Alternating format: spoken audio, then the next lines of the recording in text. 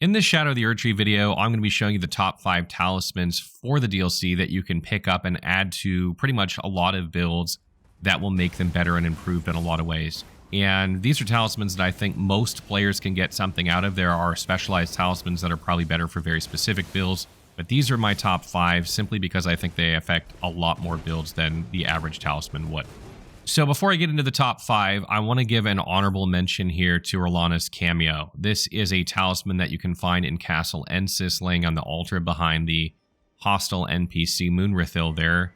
And what this talisman does is it increases the damage of your weapon skills that are performed out of a stance if you hold the stance long enough. So essentially what you need to do in order to activate this talisman is you need to hold your stance for about 2 seconds-ish roughly, and then you'll see your body glow red indicating that your next weapon attack will be charged up, and then you need to use your next weapon attack without letting go of the stance. Effectively, if you like roll out of it or jump or anything like that, your next weapon attack isn't going to get that buff, so you have to attack after holding it for a couple seconds, which means you have to anticipate the attacks that enemies are going to do towards you in order to be able to get this prepared in time. And the challenging thing about this talisman is in a lot of aggressive boss fights, it's hard to just stand there for 2 seconds and hold L2. So that's why it's honorable mention. If this charged faster or simply just added damage to your stances, then I think it would be much, much higher on my list. And a couple other things about this talisman. Weapon skills I can confirm it works with are Square Off, Overhead Stance, Winged Stance, Moon and Fire Stance, Night and Flame Stance, Unsheath, and Transient Moonlight. Those are the ones I've tested. I also tested it with Barrage on bows, and I tested it with Rain of Arrows on bows to see if those were considered stances. Those are not, so it doesn't seem to work on bows. And another thing is that if you use this in conjunction with Shard of Alexander, which also boosts your weapon skill damage by 15%, you actually come out with about a 32% damage increase. They seem to be slightly multiplicative, so keep that in mind that you can get more than 30% damage when using these two together if you can pull us off using the, charge up stance for 2 seconds is difficult to do.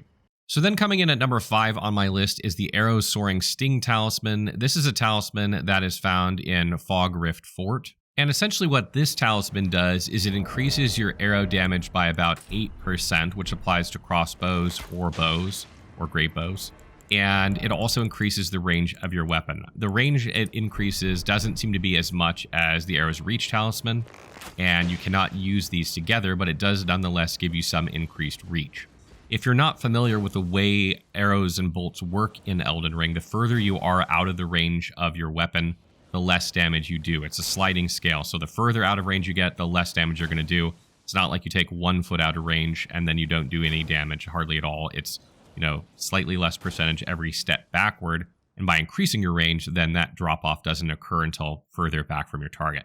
And the Arrow Sting Talisman, the one that you get from the base game, does 10% damage, but doesn't increase your range, so theoretically this is a better talisman just by increasing your range. But you can use the Arrow Sting Talisman and this talisman together to boost your bow damage by 18%, roughly a little over 18%. I think it's like 18.2%. But you can't use the Arrow's Reach Talisman if you're using this. So if you're making a sniper build and you want to use Arrow's Reach Talisman, you're probably just going to go with Arrow Sting and Arrow's Reach. But that's probably very few builds. Most bow builds now will be running Arrow's Soaring Sting Talisman and Arrow Sting Talisman. And I can't emphasize enough how much of a boost this is to bow builds. Bow builds definitely needed a boost, and there's some other talismans later on that are also effective for bows, so we'll get into that as well. Coming in at number 4 on my list is Blade of Mercy. This can be found in the Scorched Ruins as like barely at the beginning of the game, like the very first site of grace you go to. It's like the very first thing you can run into practically. And what this talisman does is it raises your attack power by 20% for 20 seconds after doing a critical hit. And this is really good for block counter builds that, stance break enemies and then go in for a critical hit. And it's also good for parry builds or any builds that basically stance break regularly. And because it lasts for 20 seconds, if you have a stance break style of build, you typically can run from enemy to enemy and keep this buff up while you're exploring like out on the landscape, or you're exploring in a legacy dungeon or a small catacombs or something like that, allowing you to keep your attack power up 20% a lot of the time. And one thing I want to mention before we go to the next talisman is that this does not apply to headshots from bows. Like if you zoom in and hit an enemy in the head with an arrow, it does not trigger this talisman. So don't use this in that style of build. Coming in number 3 on my list is the Blessed Blue Dew Talisman. This works similarly to the Blessed Dew Talisman, but instead of recovering your HP over time, it recovers your FP. And you can find this relatively early on in the game at Church of Benediction, which is not too far from the very first Site of Grace. So you can get this really, really quickly. And why this is so strong is that this replenishes 1 FP every 2 seconds, or effectively half an FP every 1 second. And this is extremely strong when you're out exploring, doing a legacy dungeon, or even in a boss fight, where you might not have time to chug an FP flask because you have to spend that time to chug an HP flask. And that allows you to slowly regen FP. For all you would-be casters out there, you know, this is also great for you because you're going to be able to cast spells more effectively as you move around in legacy dungeons. You're not going to have to worry about FP as much. You can slot more HP flasks. And it's just good for builds all around. Now, obviously, it's not a talisman that is needed for everyone because, you know, if you have plenty of FP flasks and you have time to flask, then it's not necessary. But if you're running, like, for instance, I don't know, a very low mind build, and you don't want to have to stop to flask because it's just not worth it considering how much mind you have, but you do have a Ash of War that you use like Quick Step or Bloodhound Step regularly, this could be really good on that build to allow you to use this as much as you want and not have to stop to flask.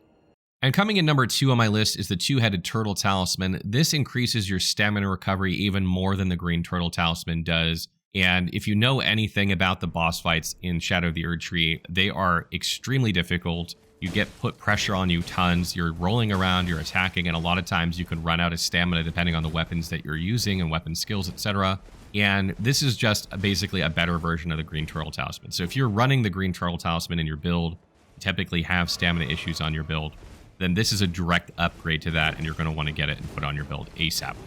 It's also fantastic for builds that, you know, rely on block counters because you typically chew up more stamina on those sort of builds because you're blocking so much, and that depletes your stamina quickly. And then coming in number 1 on my list is Crusade Insignia. This talisman can be found by defeating Fire Knight Quailine, who is located in a number of places, but probably the first one you'll find is in Bellaret Tower Settlement.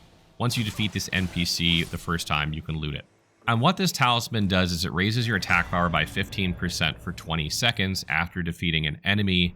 And this is absolutely fantastic because when you're going through legacy dungeons or small dungeons, etc., or even exploring certain areas on the landscape where they're enemy heavy, you typically kill an enemy every 20 seconds. And when you do that, this buff refreshes. So if you're 10 seconds into the buff and you kill an enemy, it will replenish and then continue to keep going. So that's really, really strong in my opinion. And this is good for casters. It's good for melee builds. It's good for ranged bow builds because, you know, imagine you kill something with a bow, your attack power goes up, and now your next shots are dealing more damage for 20 seconds. That's great. Or you're a caster, cast a spell, kill an enemy, now you have 15% more damage for 20 seconds. So this is good for every single build out there.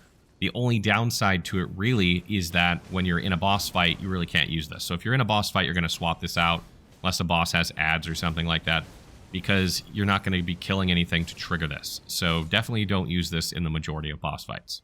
And what I really love about this talisman too, and why I think it's, you know, in number 1 besides the fact that it affects so many builds, is that, you know, it's going to stack with other talismans. For instance, if you use the Blade of Mercy with this and you have like a, you know, critical build or a block counter build and you kill an enemy from that block counter, now you're going to have the buff from that critical attack from Blade of Mercy plus the buff from Crusade Insignia. That's going to give you like a 38% damage increase while those 2 buffs are up.